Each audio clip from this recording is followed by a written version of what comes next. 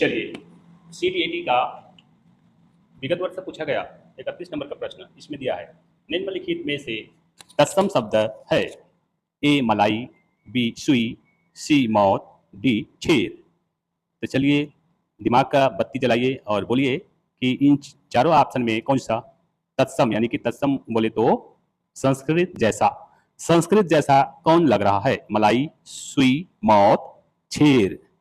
मलाई, सुई, मौत, छेद। तो ऑप्शन डी लग रहा है, छेद। ऑप्शन डी सही है। चलिए व्याख्या देखते हैं। तत्सम शब्द वे शब्द होते हैं जो संस्कृत भाषा से बिना किसी परिवर्तन के हिंदी में उपयोग किए जाते हैं।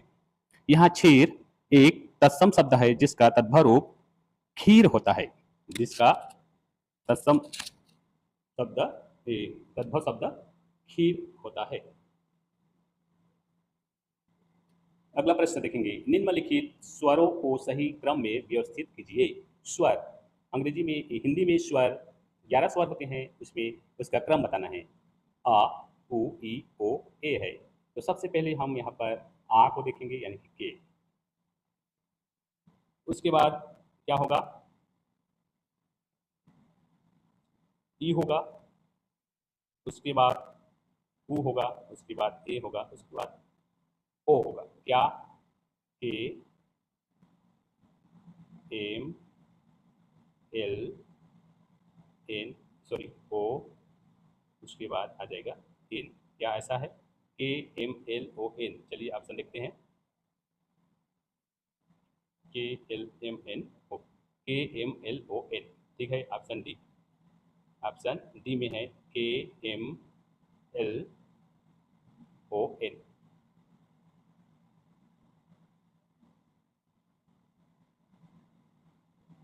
डी ऑप्शन सही है।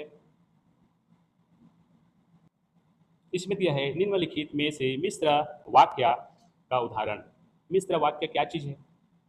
मिश्र वाक्य वह होता है जो एक तो मुख्य वाक्य होगा और दूसरा उपवाक्य उसके सहयोगी होगा।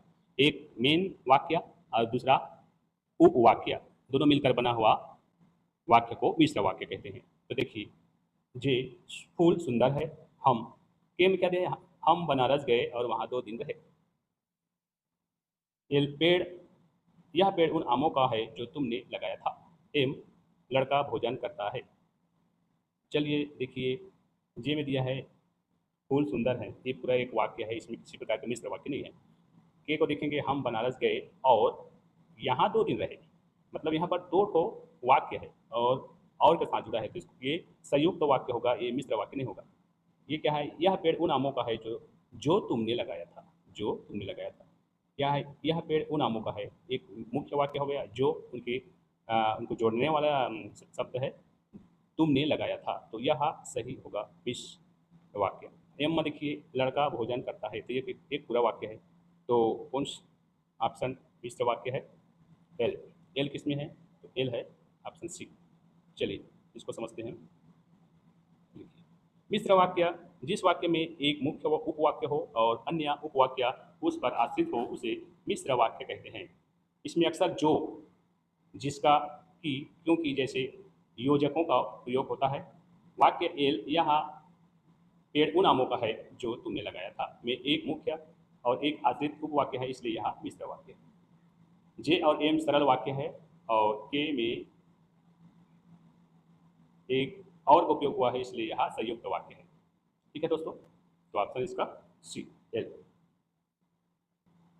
चलिए, लोकोक्ति के संबंध में सही कथन चुने। लोकोक्ति मतलब लोगों द्वारा कहा गया, उसको लोकोक्ति कहते हैं। संबंध में सही कथन चुनिए। तो जे बोल रहा है, इसका अर्थ व्यापक और लाक्षणिक होता है। जे में इसका अर्थ व्यापक और लाक्षणिक होता है। के कह रहा है यह पटबंध या वाक्यांश होता है। एल कह रहा है यह एक स्वतंत्र वाक्य है। एम कह रहा है यह किसी वाक्य में समा जाता है। चलिए हम इस लोकोक्ति के व्याख्या को समझ लेते हैं, उसके बाद हम इस विकल्पों में आएंगे। लोकोक्ति, लोगों अपने आप में एक पूर्ण और स्वतंत्र वाक्य होती है। कथन एल सही है अपने, और इसका प्रयोग किसी परिस्थिति को स्पष्ट करने के लिए व्यापक तथा लाक्षणिक अर्थ में किया जाता है। कथन जे से, देखिए इसमें इनका कहना है कि एल और जे सही है। एल और जे क्या कह रहा है कि जे कह रहा है कि इसका अर्थ व्यापक और लाक्षणिक होता है, और एल क्या कह रहा है, यह एक स्वतंत्र वाक्य है। तो जिसमें जे और एल हो, जे और एल यानी कि बी ऑप्शन सही है।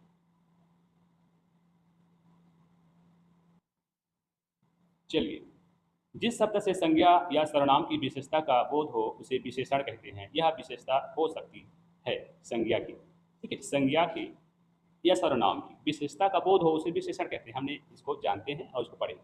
तो यह किस प्रकार का विशेषता बताता है संज्ञा या सर्वनाम का?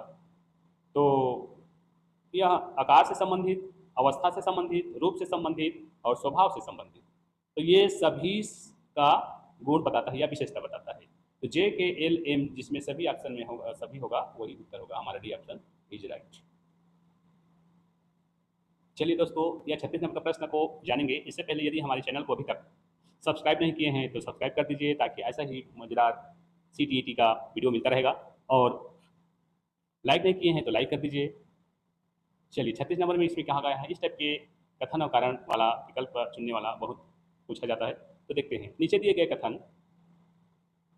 दिए कथन एस कारण आर के लिए सही विकल्प चुनिए। कथन भानु नाच दिखाता है, भानु नाच दिखाता है, यह वाक्य कर्म कारक का उदाहरण है। कारण कहता है कर्म कारक का चिन्ह को है, परंतु जहाँ को चिन्ह नहीं रहता वहाँ कर्म शून्य चिन्ह माना जाता है। देखिए हम जानते हैं कि हमने कारक पढ़े हैं कर्ता ने कर्म को, तो कर्म में को यानी कि को एक उसका चिन्ह होता है, जहाँ परंतु जहाँ को चिन्ह नहीं रहता वहाँ कर्म का शून्य चिन्ह माना जाता है, कर्म शून्य चिन्ह माना जाता है। ये भी हमने पढ़ा है। तो जो विकल्प सही विकल्प इसी में मिला है, इसको डायरेक्ट आपको आपके सामने उत्तर कर दिए हैं। यदि इस टाइप के प्रश्न का यदि हम कथन और कारण दोनों को मिलाते हैं तो यहाँ पर क्यों की लगाएंगे, क्यों की लगाकर यदि इसको हल करेंगे तो आसानी से हल। भानु नाच दिखाता है, यह वाक्य कर्म कारक का उदाहरण है, क्योंकि कारण कर्म कारक का चिन्ह को है, परंतु जहाँ को चिन्ह नहीं रहता वहाँ कर्म का शून्य चिन्ह माना जाता है। तो यहाँ पर भानु इसको दिखाता है, नाच को दिखाता है, तो यहाँ पर को होना चाहिए, यहाँ को होना चाहिए, लेकिन यहाँ पर को नहीं है, तो यहाँ क्या होगा, यह कर्म शून्य चिन्ह माना जाता है। तो एस और आर दोनों सत्य है, सही व्याख्या है। देखिए कथन भानु नाच दिखाता है, वाक्य में दिखाता है, क्रिया है, और उसका फल नाच कर्म पर पड़ रहा है, इसलिए यह कर्म कारक का ही उदाहरण है। कथन सत्य है, कारण कि जहाँ हिंदी व्याकरण में जब कर्म सजीव ना हो, जैसे यहाँ नाच, तो नाच क्या है, सजीव नहीं है, जीव है ना, तो उसके साथ जो विभक्ति नहीं लगाई जाती है, इसे व्याकरण में शून्य विभक्ति या अप्रत्यय कर्म कहा जाता है। कारण ही सत्य है और यह कथन की सही व्याख्या करता है। ठीक है दोस्तों, तो मिलते हैं अगले वीडियो में, और हमारे चैनल में बने रहें, इसलिए चैनल को सब्सक्राइब कर दीजिए ताकि अगला वीडियो आपको मिलता रहे इस तरह से मज़ेदार वीडियो। और इन्जॉय कीजिए अपनी लाइफ को, क्योंकि हमारे वीडियो में आपको अच्छे मज़ेदार तरीक़े से दिखाया जाएगा और समझाया जाएगा।